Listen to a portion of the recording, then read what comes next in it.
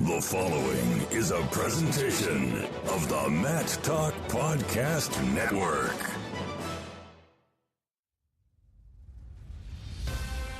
It's the path to Paris.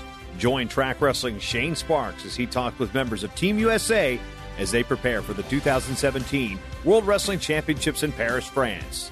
Now, here's your host, Shane Sparks. And welcome to the Path to Paris here on TrackWrestling.com. I'm Shane Sparks. World Championships August 21st. That's when they kick off. Paris, France. Track Wrestling and Titan Mercury Wrestling Club. Phenomenal promotion. We've partnered for a $9.99 that will have live streaming of the entire tournaments and all the archived video as well. So make sure you take advantage of that. You can't beat that for under $10. I'll be there with Andy Hamilton. Interviews, stories, previews, and recaps. Keep it at TrackWrestling.com for the Senior World Championships. And on day number one, we'll start with Greco. And one of four guys is our guest here today at 85 kilos. He's a two-time Olympian, the pride of Stevens Point, Wisconsin, Ben Provisor. Ben, it's great to have you on. How are you today? I'm doing good. How you doing, man? Doing fantastic. It's pretty well documented, Ben, that your father, a world-class musician, most notably with the Grassroots. He was in L.A., wanted to get out of L.A., came to Wisconsin, and that made me wonder, how did he come to Wisconsin, of all places? Well, there was a band called The Hits that his friend Cookie pretty much ran. He was like the manager and the drummer of the band, and you know they started doing really well out here, and it was a lot cheaper to live in Stevens Point than it was to live in L.A. at the time. I know your dad had never been exposed to wrestling. He'd never seen wrestling. And I know your mom is a big reason why you got involved in the sport. How was your mom a wrestling fan? Well, she just saw her, I think a girlfriend of hers that she worked with took her to a wrestling tournament. And I had always been a super competitive kid as just a child, you know, since I was born. And she thought I would like wrestling, and you know, I began to love the sport, and she loved the sport as well. And you know, she really was the driving force behind me getting to where I am now. What's your mom's name?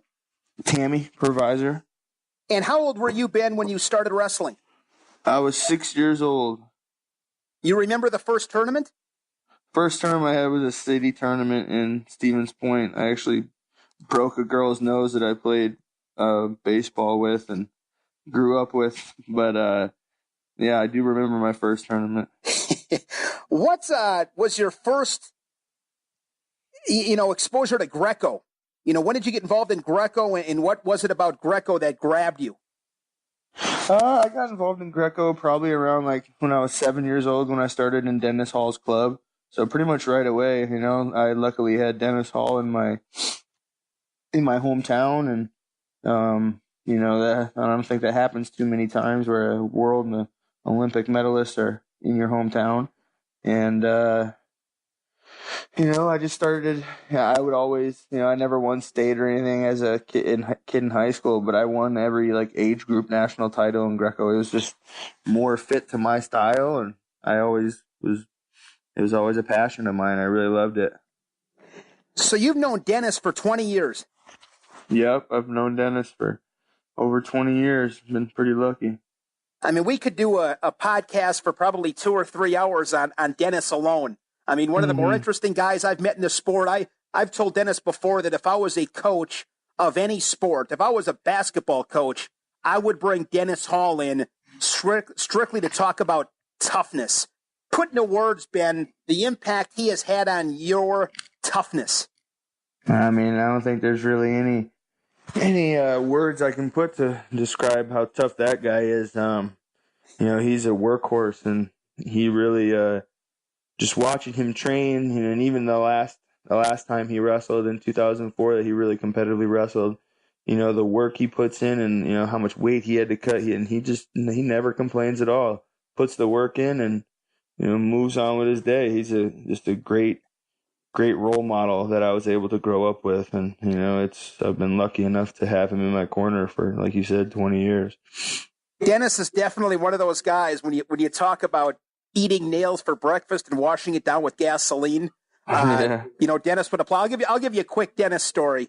When I ran Badger State Wrestling, that's where I met you. Man, hard to believe, about 10 years ago.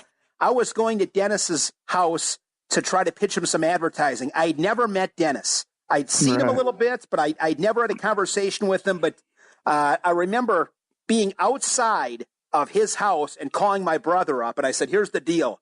I'm going in to talk with Dennis Hall. I said, if I don't call you back in an hour, I said I must have said something stupid, and he's just kicking my butt. He's very intimidating, but I would say this. Also has a great heart.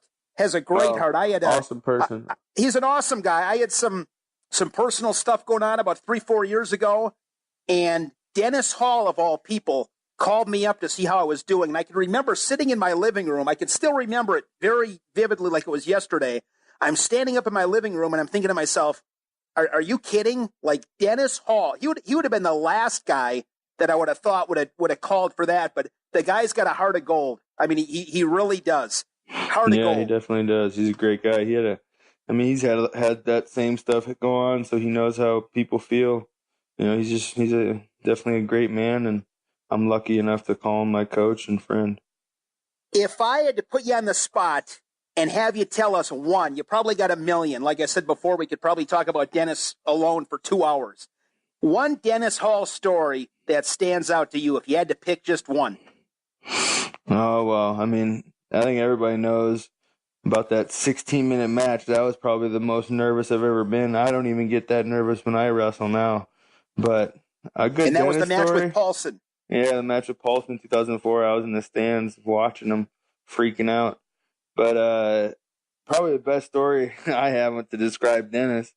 Even there's high school kids that can attest to this now. Brady and Dylan Kuntz always have been, sort of his subjects of how he trains. When I was 13, I took a year off because I was pretty small. I was only like 105 pounds going into high school, still hadn't matured. And I spent a year in Bulgaria.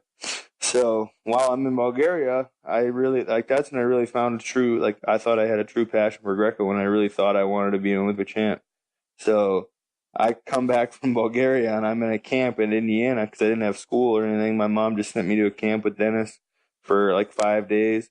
And in the beginning of practice, beginning of our live session after we had drilled, I scored on him for the first time. I actually scored on it. I threw him for the first time, and that was the worst idea I ever had in my life. I never got my butt kicked worse than I did in that practice. So I waited a few more years till I got bigger, and then then he couldn't bully me anymore. You had a solid high school career, Ben, at Stevens Point, 4-time state qualifier in Wisconsin. You placed 3 times. Did you go to Northern Michigan right after high school, and what went into that decision? Yep, I definitely went to Northern Michigan after high school. I had a lot of big colleges looking for me to wrestle for them, but it was never something that truly interested me. I was always more into Greco. And actually, that was the year Dennis got the coaching job. I actually wanted to be coached by Ivan Ivanov, but him and USA Wrestling really couldn't come to a contract deal. But the reason was because I wanted to be an Olympic champ. The reason I went to Northern. How did you develop at Northern Michigan? When you look at your wrestling, where did you make the biggest gains during that time in your career? It's definitely the partners. They had, at that point in time, they had Andy Besick, Chaz Betts, Harry Lester, Jake Fisher, Jake Kirby, Cheney Haight. All those guys were around my weight. They're living at NMU. So just the amount of great partners I had definitely helped me evolve my wrestling, because I was wrestling great guys every single day. It's been an interesting journey for you. You look back, now you're 27. At 22, you made your first Olympics in 2012. Describe what that experience was like, Ben. And when you look back at that now 5 years later, what were the biggest takeaways? It was just definitely a big learning lesson. That Olympics, I needed back surgery. After trials, I was scheduled to have back surgery. I didn't even know if I was going to make the team. but I made the team, and I still had to wrestle with those injuries pretty much all summer. But it was a great experience going over to London and being in my first Olympic Games. I feel like that really proved to me, even though I was injured at the time, that I really was meant for this path. That's what I really felt like. That was telling me. When you left that arena in London, what were you thinking at that time after the competition? I was just thinking really like anything. I just hate losing, so I needed to get better at wrestling. I needed to improve my game, but I also needed surgery at that point in time. I was just happy to enjoy that time with my friends and family, and it is definitely a great learning experience. But hopefully in Tokyo I can come home with a gold medal around my neck. You look at that time between London and Rio. I mean, you had a lot of stuff going on. I mean, you got married. You had a ton of injuries. You kind of alluded to that before. You had a lot of injuries. Remind us, Ben, of what you all had during that time in that 2-3 year span. Well, I had my L5 and S1, my low back, are naturally fused together now. And in 2012, when I made the Olympic team, I needed a foraminectomy, which is to clean out the nerve because my left sciatic nerve was completely blocked from my bones coming together. So I needed that cleaned out right after the Olympics. I got that done. Right after that, I had a really bad tear in my hamstring in 2013, or no, not 2014, when I was wrestling at 80 kilos. Prior to that, I had a sports hernia injury when I went over to Russia. I was just drilling. I had needed surgery on that. And then my hamstring. And then in 2015, I finally came back from all those injuries. And I was wrestling this younger kid in Croatia. And he tried like a desperate throw, and I had posted my hand in the mat. And my elbow, my RCL and my forearm tendon tore off the bone. So I needed surgery off that. Man. Also during that time, really good, great blessing for you. Your daughter was born in that mix too. She was born in 2013, correct? She's 4 now? Yep, she's born in 2013, right after the Olympics. During that time, Ben, with that adversity, what kept you going? I mean, was there ever a time where you're thinking, man, I might have to choose a different path? I mean, did you ever get to that point? What kept your head above water, and what did you learn about yourself? Well, it definitely was a big adjustment from having to be off the mat, but it was never a deterring point for me because I've always been coaching and doing. They actually had the league called the Pikes Peak League that JID runs in Colorado, and I had a lot of great contacts, and was coaching a lot at the SOT Academy too. So I mean, it never deterred me from what I was doing. Definitely sucked me being off the mat, but I've always felt like I was meant to do this and meant to coach. So I just concentrated more on coaching and making money that way, and ultimately helping Lee too. Because in the year that I injured my elbow, unfortunately, the Worlds were in Vegas, and I missed out on that because I had teched everybody that was on the national team that year. So I definitely felt like I could have medaled there alongside my wife, who at the time won a bronze medal that year, and it was definitely a great thing. With Rio approaching, and you'll have to explain this further to me, but with Rio approaching, you were going through some things personally. You were on the brink of going through a divorce. You left Colorado Springs, and I remember watching an interview with you where you said, I moved out to Florida, going to train with Jordan Spieler, the Florida Jets. You said I wasn't getting what I needed in Colorado Springs. What were you missing in Colorado Springs? What was missing? Well, I just feel like, and I think that's why Greco struggles a lot. Our coaches play favorites a lot, and they don't truly coach people, to their full potential. I believe as national team coaches, they're supposed to coach everybody in the United States the same. And, we got our coaches that step in the corners at world team trials and Olympic team trials. They step into opposite corners, and that's a big, that tells the referees who they want on their team, and I don't really agree with it. But, So what do you mean by that, Ben? I'm not following you exactly. So give me an example of what you're speaking about. So, like, Momir Pekovic. He's been the national team coach he's been the world and the Olympic team coach the last, however, 20 some years, right? So in 2013 and this year, again, when I've been wrestling against his guys who train at the Olympic Training Center, he's coaching against me. He's coaching against the number one national team person in the United States when he's the world team coach. So he's actually coaching against me when he shouldn't be. There's there's a reason why our unity in Greco is off. You know, we just had a unity meeting of how our team was going to be closer, but our team won't be closer if we have coaches that continue to play favorites. You know, how did that conversation go when you talked to? I'm assuming you had the conversation with Coach Lindland.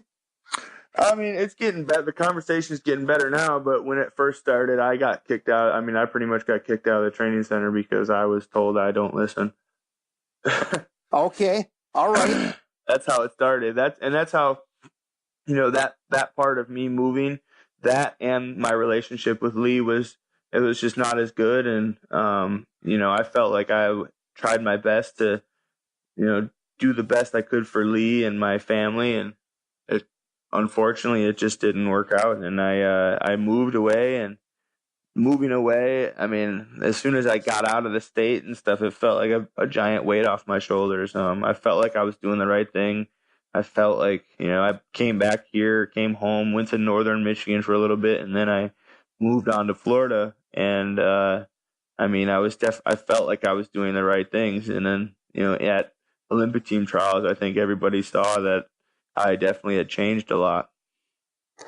I've gone through a divorce myself. I know how difficult it is. You know, what have you learned from that process?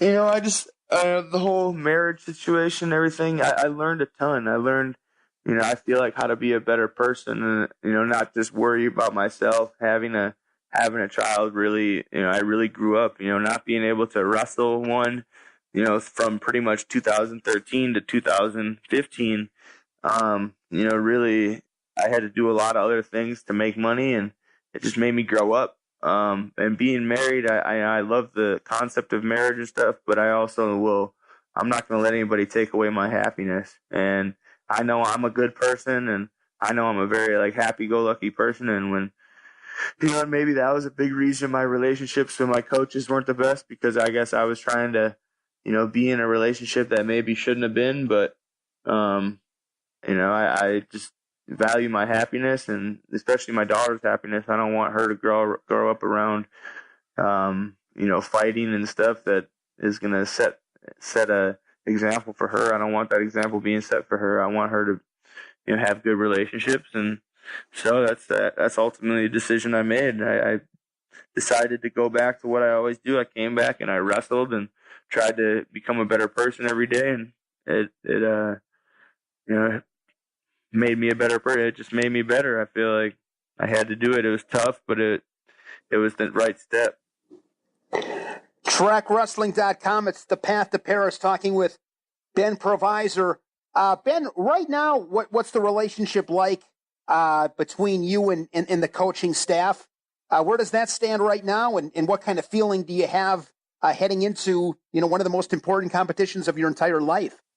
I feel good about my relationships. I actually was at Matt Lindland's house for the last 3 weeks, and like I said, we had a meeting about, you know, trying to bring USA Greco back together as a team. And I think there's some important steps that we have to go through as a group and recognize why and what happened, and, you know, just be men about it, and, you know, approach the problem, you know, take care of the problem, and hopefully. I mean, a big thing that I want everybody that I coach once I'm done to have a fair chance at being an Olympic and world champion. And when you play, you know, favorites and you pick stuff like that, then you're not giving everybody a fair shot. And I don't believe in that. So I really want kids that I coach to have coaches that are gonna always have their back. So if I have to fight for a change and fight for something better, then I'm willing to do that for the future. What do you appreciate most about wrestling for Coach Lindland? Oh, he's just very open. He's very open to what, to wrestling, and he's really helped me, just with a lot of little moves and stuff, little details that I wasn't really recognizing at first. And he really is. He feels the same way. He he has a love for this sport, for Greco, and a love for competing, and he wants people to do great. And we just had Kamal win a world gold medal. I thought Tracy Hancock, I thought he was a shoe-in for a gold medal. Unfortunately, he didn't perform to his ability, but we're making great steps. He's getting He recognized that we can't just get guys to transfer over from folk style. It's a very hard transition. It's not something you can't concentrate on freestyle and folk style your whole life and then try to make a switch to Greco. It's a completely different body style. And I think he recognizes that, and he wants better for USA Greco. So he's trying to get young guys to commit early, and I applaud him for that. And I remember, Ben, when you and I spoke after your performance in Rio, I had asked you, is there one thing you would maybe go back and do all over again? And you said without hesitation, I would not wrestle folk style for the reasons you just spoke about. You would go right to Greco. Did you watch Kamal Bey? Did you watch him win that world title? Yeah, I watched the whole thing. How impressive is it to see what he was able to do? It's very impressive. Kamal is a very great athlete, and when he gets locked up, and he's good. He's great in positions too. Even when people look like they're gonna score, he has great hips. And one thing Matt said is he gives up a lot of points, and I've said this to a few people. The way that he wrestles against juniors, and I'm pretty sure this is his last year of juniors, or maybe he's got one more. I'm not sure, but it's hard to wrestle like that and win on a senior level. So he really needs to. He's great at scoring and he's great in positions, but you can't let senior level guys into those positions. They're gonna score. That's a big difference from juniors to seniors. And that kid, the kid he wrestled, he was a cadet world champ the year before, so he's pretty young. But, don't get me wrong, Kamal wrestled great. But I really think if he wants to win on the senior level and have sustained success, he needs to be able to not let those guys even into those positions for them to score and score on his own. You know what I'm saying? Like, he needs to dominate the position rather than be in a 50-50 position. Like, the way I always teach my kids, I say, I'm never going to take a shot unless it's 100%. And that's how I feel Greco is. Like, I'm not even going to switch my tie unless I know it's 100% in Greco. This is a very calculated attack. It's a different type of wrestling. And he is very exciting to watch, but I think in order for him to be a senior world champion, he's going to have to, tighten down his defense a little bit. I think I heard somebody once say, Ben, good wrestlers score, great wrestlers score, and don't get scored on. Yep. That's your point. So, we talked a little bit about, some of the adversities that you had. You had a great trials last year. You make your second Olympic team in Rio. When you look back at that experience, what remains fresh in your mind? I think that just gave me a clear mind that I knew I could compete with anybody in the world, especially on my feet. I'm pretty sure I broke that guy I wrestled from Uzbekistan on his feet, but he got some nice calls from the referees, and as everybody knows, those referees were paid to help out those Uzbekistan, Russia, and Azerbaijan. So unfortunately, I had to go back down, and I lost that match, but it showed me that I can compete with anybody on my feet. I felt like if I could have been able to move on from that match, that I was going to be in a really good position to medal. And this year, I've wrestled some of the top guys in Europe, and I feel like I'm right there with them. So I'm excited to go and hopefully win my first world medal. Since making this 2017 World Team, Ben, what have you been doing? I know you won, the PanAms, but what else have you been doing? Where have you been? How have you been training? Explain that a little bit. Well, I recently moved from my parents' house because I was just getting old living in my parents' house for a few months to a friend's house out in the country in Wisconsin. I actually had Pat Downey here when he went through all his troubles in Iowa State. I knew he wasn't in a good spot, so I went and picked him up, and I just used him as a training partner. I wrestled some freestyle, and a lot of the work I've been doing has been farm work. I actually don't like using chainsaws yet. I mean, I'm gonna have to get used to it. But I went and bought I went and bought a few hand saws, and we have a ton of dead trees on this property.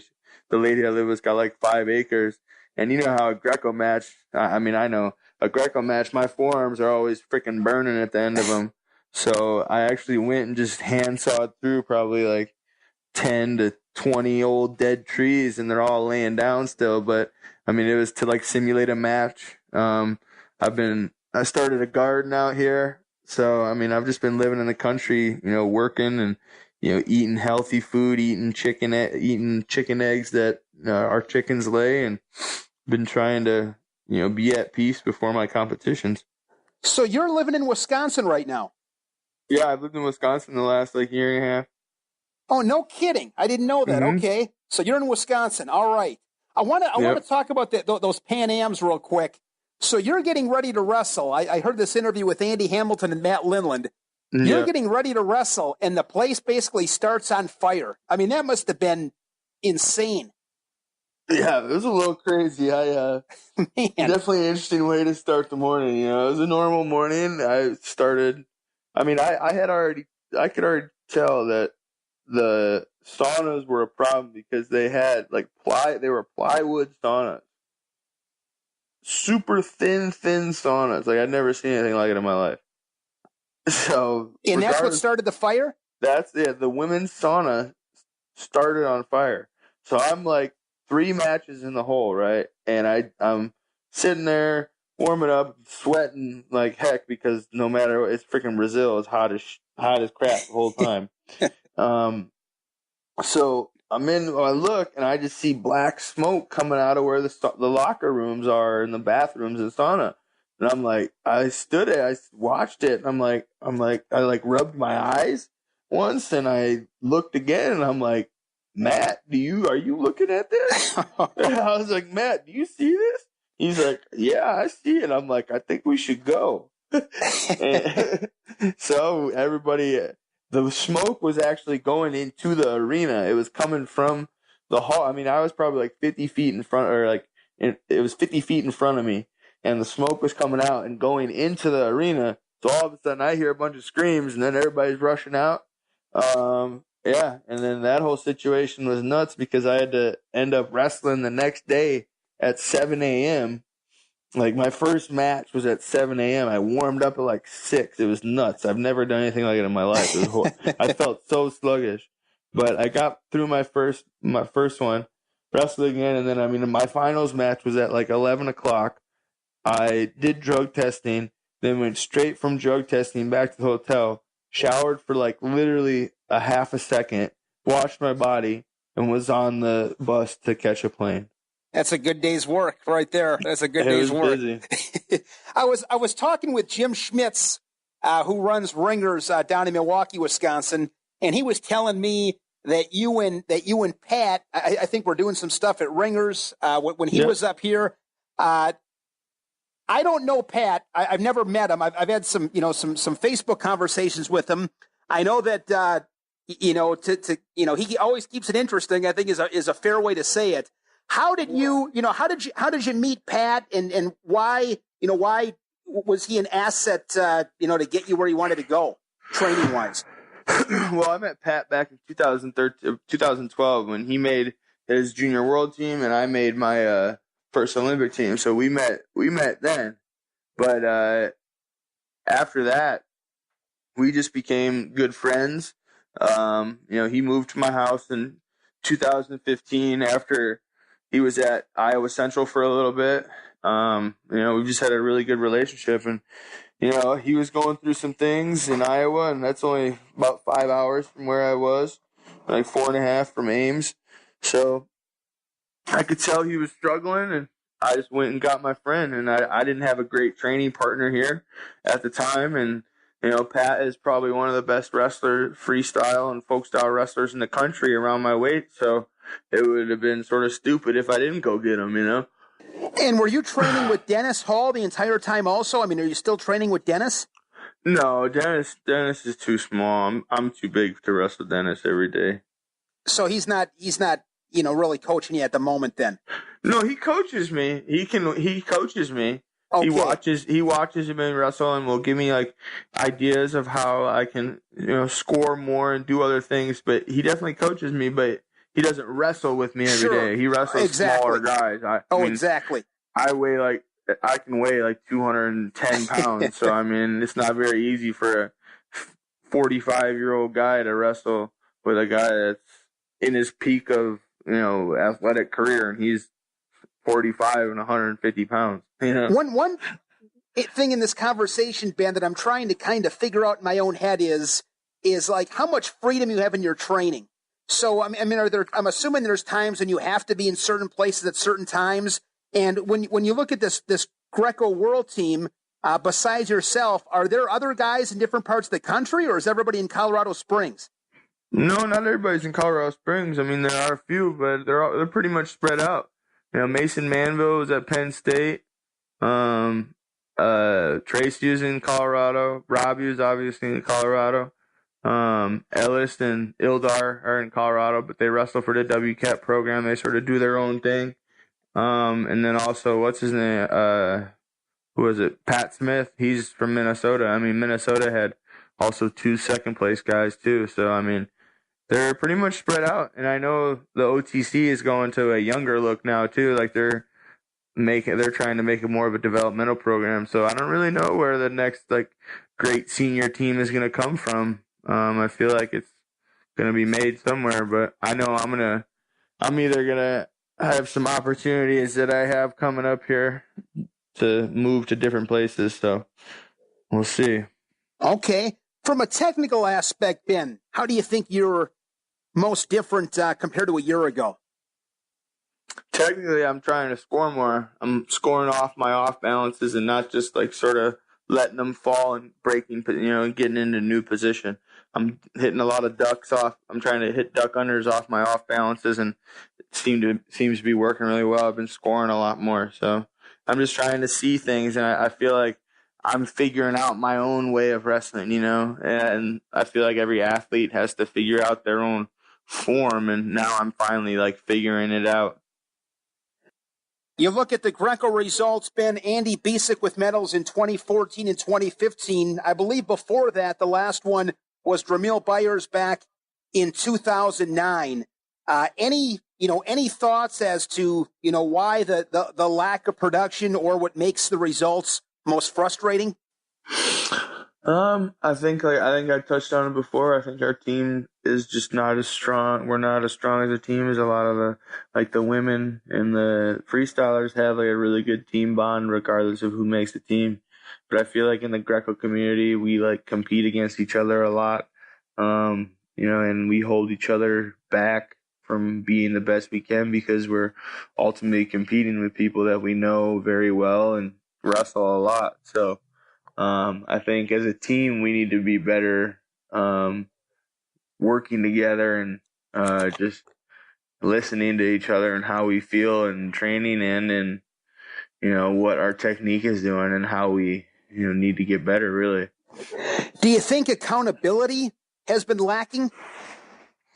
I don't think the accountability has been lacking. I know people work really hard. It's just a very, in the U.S., it's really hard to get kids to switch to Greco, especially when you look at coverage-wise. You see freestyle all over the place and women all over the place, deservingly so because they have medals. But I feel like we're asked to do more every year with less, we get less resources from the USOC, we get less resources from USA Wrestling, and they expect better results when you keep putting less and less into something. And if you put less into everything every year because you don't get results, you're not going to get more results. So I feel like it's a lot has to do with a lot of things that could be changed, It amazes me how time flies. Talked about it a little bit earlier. At 22, you make your first Olympic team. Now you're 27. I mean, these opportunities are hard to come by. They're few and far between. Where's your head at heading into Paris as you compete in, like 10 days? I feel great, man. I'm excited to represent my country and represent, the work that I've been doing this year. I've been working my butt off all year, and I'm excited to show the world. This is probably the best season of my career, and I'm excited to continue that at the World Championships. Regardless of how our team performs, I know I'm going to go out there and fight for 6 minutes. It's going to be a war. Regardless of who I step on the mat with, they're going to know that they just wrestled the match against me. I know that. So, I'm excited to go fight for a medal that I feel like I deserve. TrackWrestling.com. It's the path to Paris. Shane Sparks, joined by two-time Olympian and 2017 World Team member Ben Provisor. Want to remind everybody, Track Wrestling and Tight Mercury Wrestling Club, promotional price of $9.99. You get the entire stream of the events and the archives as well. Go to TrackWrestling.com and pick up that subscription. Want to ask you this, Ben. When you look at your career up to this point, how would you put it into words? How would you sum it up from your perspective? Well, I think a little frustrating right now, but I mean, I had early success, making a bunch of junior teams and making my first senior team pretty young. But I would say right now it's incomplete. You know what I'm saying? I think that'd be a great word for it because I feel like some world medals are on the way, and I just feel like my journey in wrestling's incomplete. There definitely are other areas where I can make other money, but I definitely have this dream of being an Olympic champion, and I hope to do that in 2020. Talk a lot about technique and physical training, but not a lot. It's actually, shouldn't say not a lot. It's been obviously brought to the forefront more about your mind. Wrestling being such a mental game. How do you train your mind? And what have you learned in developing your mindset over the years? I know we've had a few meetings with that wrestling mindset, and I've taken a lot from that, and I really think the biggest thing in wrestling and in combat sports is you have to be the predator and not the prey. I'm going out there to score. I'm looking for opportunities to take advantage of the weak points that you have in your wrestling. So I'm going out there to wrestle my match, not wrestle your match. I think that's a really big thing. Like, I'm going to go wrestle the same regardless of how you wrestle. I'm going to go wrestle how I know how to wrestle and attack you. And that's how most fights are won. So eyes at the on the front of your head, not the sides. I pay attention to the wrestling mindset stuff quite a bit. I think it applies to a lot of life. It's totally. Like life lessons, not only wrestling, but they have some really good stuff. So that's been helpful for you. Yeah, definitely. It's definitely been a good piece of information that I've learned in the last few years that has really stuck with me. And that's, I think, a big thing this year. Why I've been working on how to score from the positions that I get in a lot. So that's just what I'm trying to do in my wrestling. Even if it's from an overhook, if it's from an underhook, whatever positions I get into, I've been opening up more and scoring from them. So it's been fun. You look at this 85 kilos, no surprise. It's filled with hammers. What stands out to you, Ben, when you look at 85 kilos, and what decides winning and losing? Oh, no, there's not too much that stands out to me, honestly. The wrestling on their feet is pretty basic. Though the wrestling that I've seen is pretty much just a hand fight, not a ton of risk happening. So, I feel like if I open up and score, I can score with any of these guys. And that's the big key now, is scoring on your feet. And that plays into I feel like Americans' hands a lot better than, having to go down in parterre, because we have that. We're in folk style and freestyle for freaking 15 years of our life and then have to concentrate on it. I didn't even understand parterre. I've been mostly a Greco guy, and I didn't even understand parterre till I was like 2021, concentrating on Greco fully the whole year. So it's a very hard position to learn. and to learn correctly. So we hold ourselves back there. And but as far as the 85 kilo bracket goes, I don't feel like I'm gonna get taken down by these guys, because none of these guys really try too much offense. Even the number one guy in Europe right now, all he does is hand fight. He's in great shape. Don't get me wrong, and he's great at hand fighting, but he doesn't attempt a move. He just beats you with hand fighting. Talking to Ben Provisor here on TrackWrestling.com. I want to ask you, Ben, here as we wind down, tattoos. What do you have for tattoos? What do they mean? Oh, man. Well, my first one was for Art Cullen. I think you probably met Art. I don't know if you did. Oh, sure, absolutely. Yeah. Ryan's dad? Yeah, Ryan's dad. That's my first one. It says rest is a cross with angel wings. It says Carpe Diem above it, seize the day, and rest in peace, Big Papa, in the cross. The newest one I have is I guess called the evil eye, or I don't know. It's like those little all-seeing eyes. It's supposed to ward off evil. One on my stomach is a lion. That's for Evelyn. She's a Leo. I have a Rio tattoo on my forearm now. That's actually nice and swollen because I was in my garden and I got stung by a wasp. That was really fun. You got any ones in the works? Yeah, I think I got one. I think I'm gonna put one on my forearm. I don't know. I'm pretty sure I know it's gonna stay, but I think. What are you thinking? Do you know yet? I'm gonna put "Forgive Me, Father" on my forearm. Okay.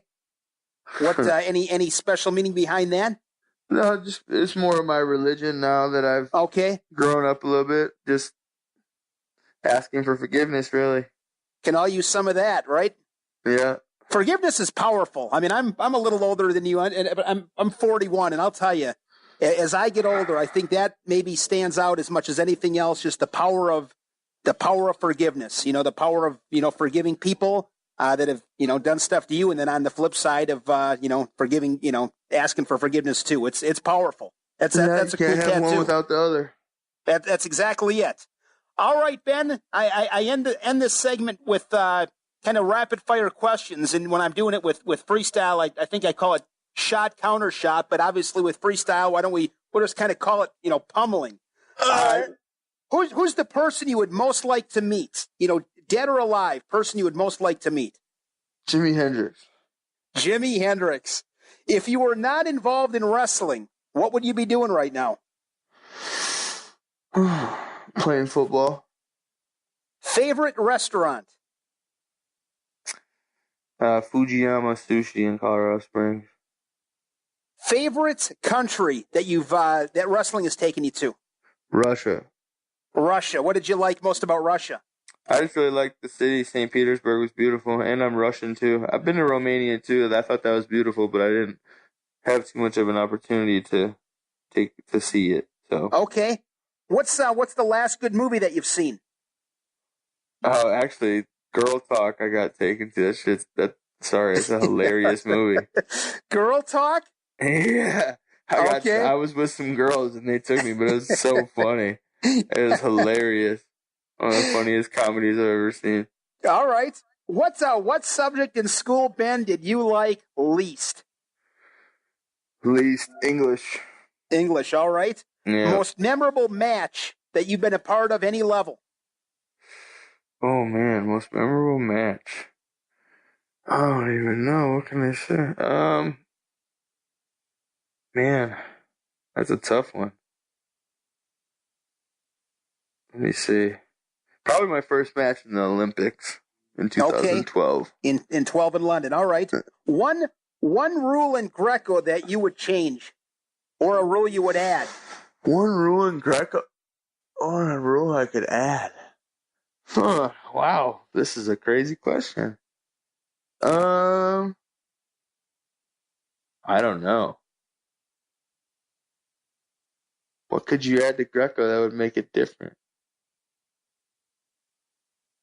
I'm giving you the magic wand. Now's your time. Dude, I don't know. I don't know how I could how you could word it. I don't know. I think there has to be a more distinct rule of like the way you use your legs and stuff. Like I don't know. I would say more distinction of like an actual leg foul, because people get upset about like off balances, and even if you do step behind people's legs or step in front, people feel like it's a leg foul. So maybe more distinction on what truly is a leg foul in Greco. I don't know. Favorite candy bar? Reese's Fast Break. Okay. Last question I got for you. I believe that was Christmas Story. The kid gets the Red Ryder BB gun. He's all fired up. I'm sure you've seen that movie. As a little kid, what was the best Christmas present that had you most jacked up and excited? I was a super big Power Rangers fan. So I got the white Power Ranger. He had that like saber sword. I got that sword and I was so happy. I don't think I put that thing down for like 2 months. Good stuff. Good stuff. Well, Ben, learned a lot from talking with you. This was a lot of fun. Great to catch up. Sincerely appreciate the time, and looking forward to watching you in Paris. You're going on day 1 on August 21st. Looking forward to watching you compete. Well, thank you very much. I appreciate it. Thank you for having me.